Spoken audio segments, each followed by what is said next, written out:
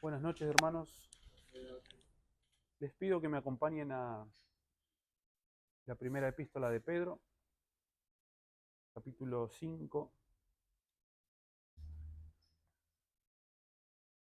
Ya estamos llegando al final de esta epístola y en este último texto, o en esta última sección, comienza hablando a los pastores. Nosotros sabemos, ¿no? Lo hemos dicho muchas veces, cuál es el contexto de esta epístola, a quiénes Pedro está escribiendo. Le está escribiendo a creyentes que están dispersos, que están padeciendo persecución. Como decimos todos los miércoles cuando refrescamos esto, no están padeciendo una persecución organizada, sino simplemente el rechazo espontáneo del mundo hacia ellos como creyentes. Algo similar podemos ver en la primera epístola a los tesalonicenses, capítulo 1, versículo 9, cuando Pablo habla sobre cómo ellos se convirtieron de los ídolos a Dios. Y cuando habíamos visto ese texto en algún momento que hemos estudiado esa carta, veíamos cómo claramente en aquella cultura servir a los ídolos o servir a esos falsos dioses era todo, y abandonarlo significaba quedar prácticamente excluido de la sociedad. No sabemos exactamente qué situaciones estaban viviendo los hermanos a los que Pedro escribe, pero muy probablemente sea una situación parecida. Lo que sí podemos saber es que seguir a Cristo provoca el rechazo del mundo. Hace algunos miércoles atrás leíamos en el capítulo 4 de Primera de Pedro, el versículo 4, que dice así: a estos les parece cosa extraña que vosotros no corráis con ellos en el mismo desenfreno de desolución y los ultrajan. El simple hecho de no correr o no caminar con el mundo provoca que el mundo rechace. El mundo se opone, rechaza y persigue a todo aquel que no corre de la misma manera que el mundo.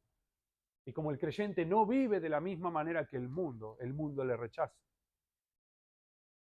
Y simplemente a modo de observación, no tiene nada que ver con el texto de esta noche, mientras pensaba en esto, me preguntaba qué tanta oposición nosotros experimentamos. De alguna manera creo que vivimos muy cómodos en el relativismo que ofrece el mundo. Yo me pongo a pensar en situaciones en el trabajo o en el estudio, cuando toca hablar de cuestiones de la vida con personas que no son creyentes. Generalmente uno tiende a decir para mí, yo pienso que, o yo creo que, y evita hablar de absolutos o evita decir terminantemente Dios dice esto. Y quizás sea por eso que no padezcamos tanta persecución. Porque los hermanos que están recibiendo esta carta estaban viviendo de esa manera. El Señor dice esto. Y eran tajantes y terminantes. Y eso provoca el odio del mundo. El mundo no tolera la verdad. Y si nosotros fuéramos más parecidos a Cristo y habláramos más la verdad, sufriríamos más persecución. En fin, esta carta está dirigida a creyentes perseguidos y que estaban padeciendo tribulación y aflicción por el mero hecho de ser creyentes. Y en esta última sección, el apóstol va a dar algunas indicaciones, pero en primer lugar va a hablar a los pastores. Va a dar algunas indicaciones generales, pero en primer lugar están los pastores. Porque en momentos de persecución o de aflicción o de necesidad en una iglesia, es necesario que haya pastores fieles, es necesario que haya pastores que hagan bien su trabajo. Y Pedro va a dar algunas indicaciones sobre cómo ejercer la tarea pastoral. El apóstol nos va a dar tres indicaciones, nos va a dar tres, digamos, indicaciones negativas con su contraparte positiva. Él va a decir que hay que cuidar a la grey no por fuerza, sino voluntariamente, no por ganancia deshonesta, sino con ánimo pronto, y no teniendo señorío, sino siendo ejemplo. Y esta noche vamos a ver unos 4 puntos. 4 puntos. Vamos a ver los creyentes como la grey de Dios. Vamos a ver el ruego a los ancianos. En tercer lugar, la forma correcta de pastorear. Y por último lugar, la recompensa de la tarea. Por lo que sin más, hermanos, le pido que me acompañen al texto. Vamos a leer Primera de Pedro, capítulo 5, versículos del 1 al 4. Dice así la palabra del Señor. Ruego a los ancianos que están entre vosotros, yo anciano también con ellos, y testigo de los padecimientos de Cristo, que soy también participante de la gloria que será revelada. Apacentad la grey de Dios que está entre vosotros, cuidando de ella no por fuerza, sino voluntariamente, no por ganancia deshonesta, sino con ánimo pronto, no como teniendo señorío sobre los que están a vuestro cuidado, sino siendo ejemplos de la grey. Y cuando aparezca el príncipe de los pastores, vosotros recibiréis la corona incorruptible de gloria. Punto número 1 en esta noche. Los creyentes como la grey de Dios. Nosotros vemos en este texto que 2 veces el apóstol se refiere a la iglesia como la grey de Dios, como la grey. Y en la palabra, en todo el Nuevo Testamento sobre todo, podemos ver muchísimas veces en las que se usa este vocabulario de ovejas, pastor, grey o rebaño para referirse a la iglesia y a Cristo. De hecho, Cristo mismo dijo, yo soy el buen pastor, refiriéndose a sí mismo como un pastor. Y dice así, dice en Juan 10, capítulo 10, versículo 11, yo soy el buen pastor da su vida por las ovejas. Y es interesante esta comparación o esta ilustración que hace la palabra de Dios de los creyentes y de la iglesia como de ovejas. Porque realmente creo yo que no hay un animal más tonto que una oveja. Si nosotros pensáramos en el reino animal,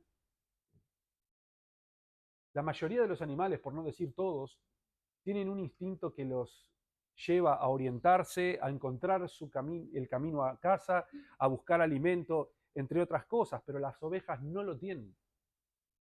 De hecho, si una oveja se extravía, se pierde y no sabe cómo volver al rebaño. Por eso tiene tanto sentido la parábola del Señor en Lucas 15, de que el pastor deja las 99 para buscar a la perdida, porque esa oveja perdida es completamente incapaz de volver. Las ovejas pasan gran parte del tiempo comiendo y bebiendo, y si se pierden, son completamente incapaces de buscar alimento por sí solas. No saben distinguir entre una planta venenosa o entre buenos pastos, no saben distinguir entre buena agua o agua contaminada, realmente no son capaces de conseguir alimento por sí mismas. También tiene mucho sentido el Salmo 23, que habla de aguas de reposo y delicados pastos. Realmente una oveja no es capaz de conseguir alimento. Y es interesante porque la oveja por sí sola no es capaz de seguir su camino, de encontrar su camino a casa, no es capaz de conseguir alimento adecuado, pero también hay un problema con la lana. De hecho, cuando la lana crece, produce una sustancia aceitosa que hace que toda la suciedad de alrededor se le quede pegada. Y esto es motivo incluso de que puedan enfermar o hasta morir.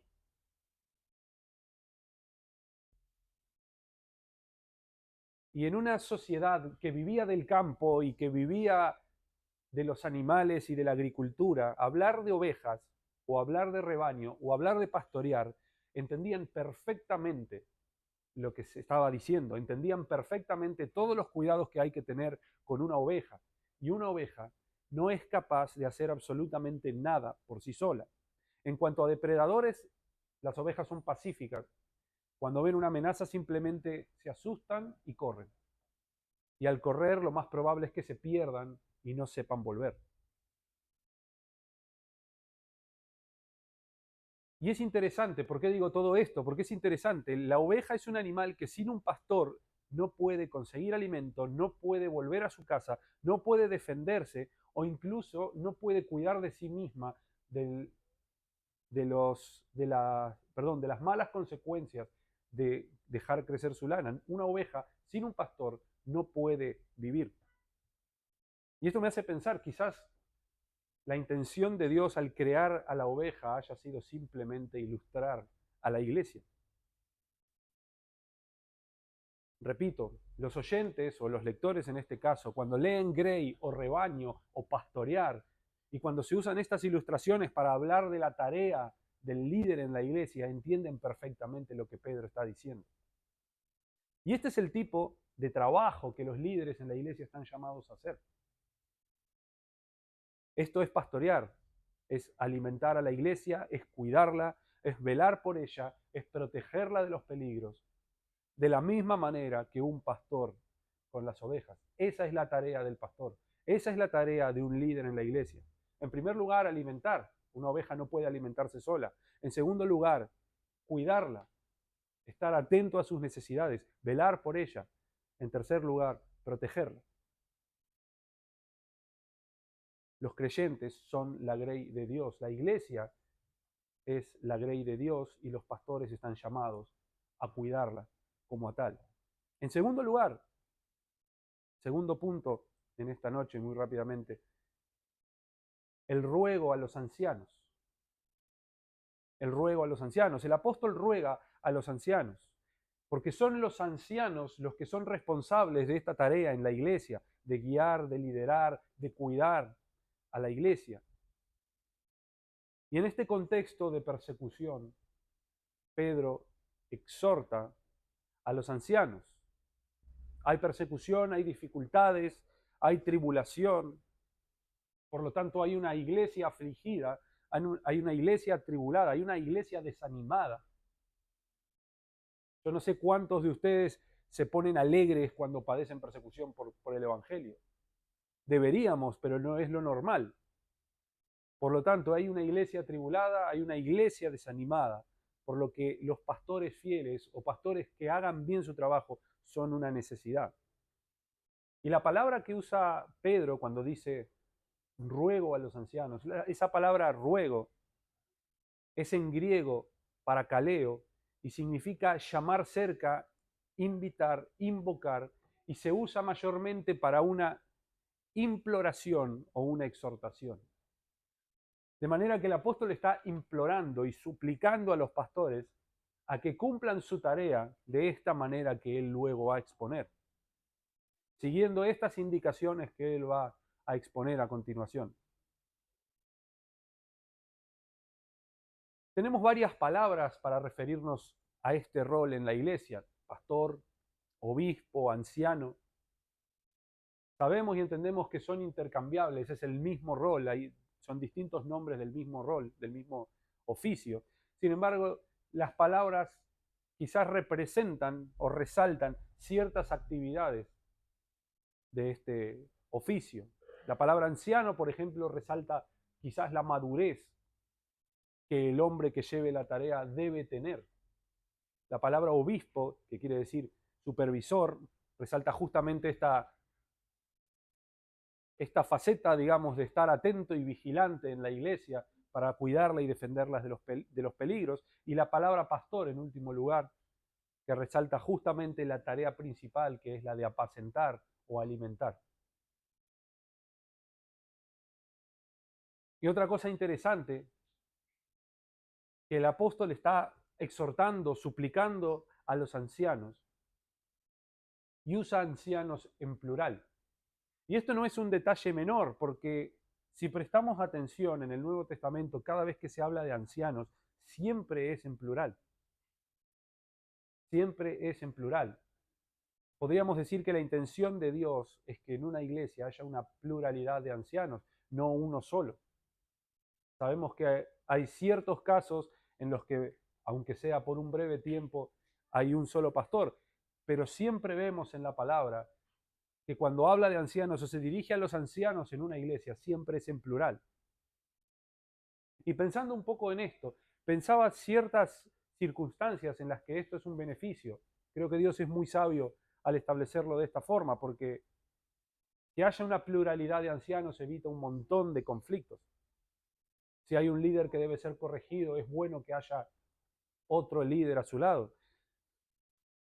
También esto evita que se caiga en una tiranía, como conocemos el caso de muchas congregaciones que han caído o han ido por esos caminos. También nos da una continuidad en caso de que un pastor se vea impedido de seguir adelante su ministerio por cualquier caso. Pedro ruega a los ancianos. Y el ruego de Pedro es que ellos apacienten la grey de Dios. Apacentar incluye, por supuesto, un liderazgo espiritual, consejería, pero el objetivo principal de la tarea es de alimentar. Apacentar es alimentar. De hecho, la palabra apacentar podría perfectamente traducirse como alimentar. ¿Y cómo se alimenta a la grey? ¿Cómo se alimenta a la iglesia? A través de la enseñanza y la predicación eficaz de las Escrituras. La iglesia es alimentada solo con la palabra de Dios y es la tarea del pastor predicar y enseñar y aplicar la palabra para alimentar de esta forma a la iglesia. Les pido que me acompañen por un momento al Evangelio de Juan, capítulo 21. Vamos a leer versículos 15, 16 y 17.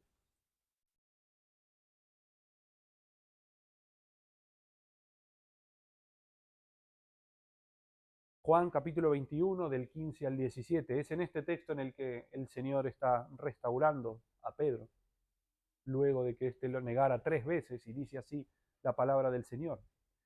Cuando hubieron comido, Jesús dijo a Simón Pedro: Simón, hijo de Jonás, ¿me amas más que a estos? Le respondió: sí, Señor, tú sabes que te amo. Él le dijo: apacienta mis corderos. Volvió a decirle la segunda vez: Simón, hijo de Jonás, ¿me amas? Pedro le respondió: sí, Señor, tú sabes que te amo. Le dijo: pastorea mis ovejas. Le dijo la tercera vez, Simón, hijo de Jonás, ¿me amas? Pedro se entristeció de que le dijese la tercera vez: ¿me amas? Y le respondió: Señor, tú lo sabes todo, tú sabes que te amo. Jesús le dijo: apacienta mis ovejas. Jesús usa 2 veces, la palabra apacentar, que de nuevo podría perfectamente traducirse como alimentar. De hecho, la palabra en griego significa alimentar. Y la tarea del pastor es la de edificar a las ovejas y fortalecerlas por medio de las verdades profundas de la palabra de Dios. La tarea principal del pastor es la de alimentar a las ovejas. Y es interesante que Pedro, con una actitud humilde, se identifica con los ancianos, diciendo: yo anciano también con ellos. A pesar de ser apóstol, él no saca ventaja de su título de apóstol, sino que se identifica con la tarea del pastor, que después de todo, él debía hacer una tarea similar también. Él fue testigo de los padecimientos de Cristo. De primera mano, él vio a Cristo, él vio al Señor, aprendió con el Señor, vio los sufrimientos del Señor. Y es elegido por Cristo para dar testimonio del Evangelio.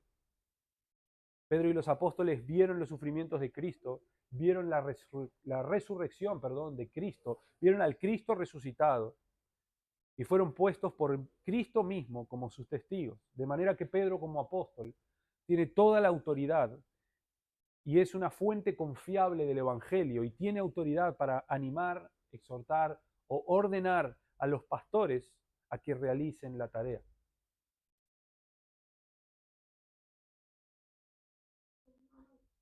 Pedro dice que él también es participante de la gloria que será revelada, y esto lo vamos a ver en unos momentos, pero se está refiriendo al regreso de Cristo, a la segunda venida de Cristo.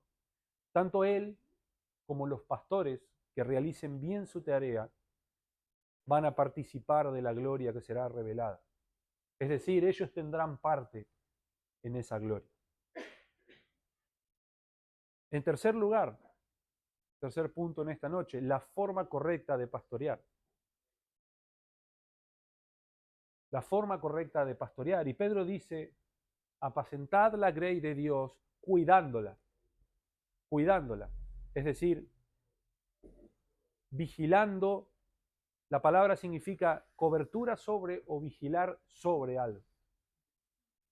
Se refiere a supervisar, y el pastor debe alimentar a las ovejas y cuidarlas, llevando adelante una vigilancia atenta. Una vigilancia atenta ¿a qué? Al estado de la oveja, a sus necesidades, a los peligros de alrededor, etc. El pastor debe cuidar. El pastor debe cuidar. ¿Y cómo debe cuidar? Bueno, Pedro nos da tres ejemplos negativos o motivaciones negativas y su contraparte positiva de cómo debe el pastor cuidar a las ovejas. Dice, no por fuerza, sino voluntariamente, no por ganancia deshonesta, sino con ánimo pronto, y no teniendo señorío, sino siendo de ejemplo. En primer lugar, dice no por fuerza. Y es interesante este no por fuerza porque no se refiere a gobernar con mano dura o a ser un tirano, sino que tiene que ver más con hacer la tarea obligado o forzado.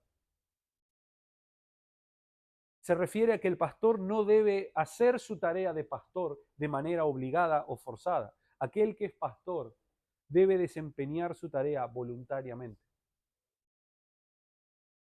Es decir, que el pastor debe moverse por un corazón que está motivado por Cristo. No debe moverse por sentirse obligado, no debe hacer su tarea con desgano. Un pastor que desempeña su tarea obligado está llevando adelante mal su liderazgo. Un pastor que, por la razón que sea, cumpla su tarea desganado, obligado o forzado, de alguna manera está perdiendo de vista el sublime llamamiento de Dios para su vida. De manera que no basta simplemente hacer la tarea, sino que hay que hacerla de buena gana, motivado y por Cristo.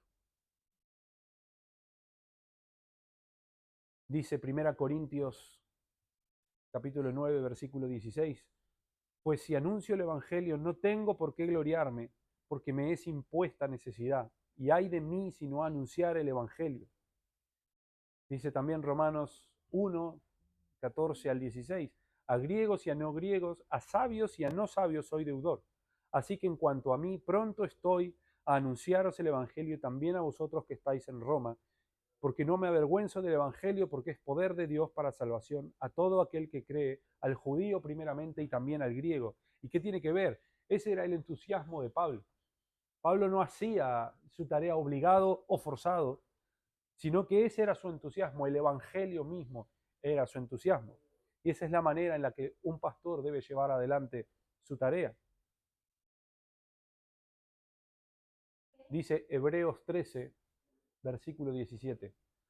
Obedeced a vuestros pastores y sujetaos a ellos, porque ellos velan por vuestras almas, como quienes han de dar cuenta, para que lo hagan con alegría y no quejándose, porque esto no es provechoso.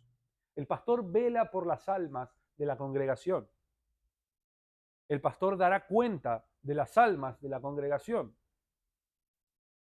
Pero es interesante que el versículo dice que lo hagan con alegría y no quejándose, porque esto no es provechoso. Es decir, no debe hacerse por fuerza, sino voluntariamente, motivado, no obligado. Hacerlo sin alegría y quejándose no es provechoso, dice la palabra del Señor. Por otro lado, dice también el apóstol, no por ganancia deshonesta.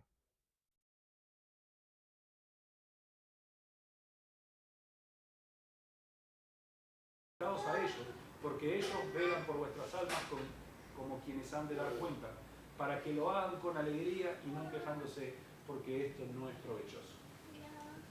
Si no sos pastor, sométete a tus pastores. Y no seas un obstáculo para que ellos realicen su tarea con desgano o con desánimo.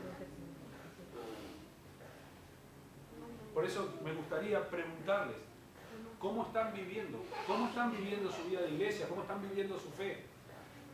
¿Cómo están viviendo en esta congregación? ¿Se están sometiendo o no? ¿O están simplemente obstaculizando la tarea que Dios ha encomendado a hombres fieles? O haces la tarea del pastor fácil o sos un obstáculo. O haces la tarea de pastor, o ayudas en la tarea para que los demás lo hagan con ánimo. Y el final de este texto dice que el príncipe de los pastores vendrá. Y aquellos pastores que hayan realizado bien su trabajo serán recompensados. Pero aquellos que no fueron pastores, pero que confiaron en Cristo, también participarán de esta gloria. Y como siempre decimos, hermanos, este día será un día de gozo para muchos, pero será de terror para otros también. Porque si no estás en Cristo, no hay excusa hoy y no habrá excusa que valga en aquel momento. No tendrás parte en esta gloria. Y no habrá oportunidad luego para arrepentirse y para creer. Por lo tanto, quiero que evalúen, quiero que examinen su condición. Porque si están en Cristo, participarán de esta gloria. Y si no lo están, habrá solo condenación por toda la eternidad. El príncipe de los pastores vendrá. Para ellos era inminente. Pasaron 2000 años. ¿Y cuánto más inminente es hoy? Por lo que oremos, hermanos, y vivamos velando y orando, aguardando la venida del Señor. Oremos. Señor, te damos gracias por esta noche, te damos gracias, Señor, por tu palabra, te damos gracias por el texto que ha tocado, Señor. Y pedimos, como todos los miércoles, Señor, como todos los domingos, Señor, al escuchar tu palabra, que no quede vacía, Señor, sino que produzca fruto en nosotros. Guíanos, te rogamos, Señor, a poder vivir y a poder practicar tu palabra, Señor. Que no sea solamente conocimiento, Señor, sino que podamos dar fruto, Señor, para tu gloria, para honrarte, Señor, y para ser cada día más semejantes a ti.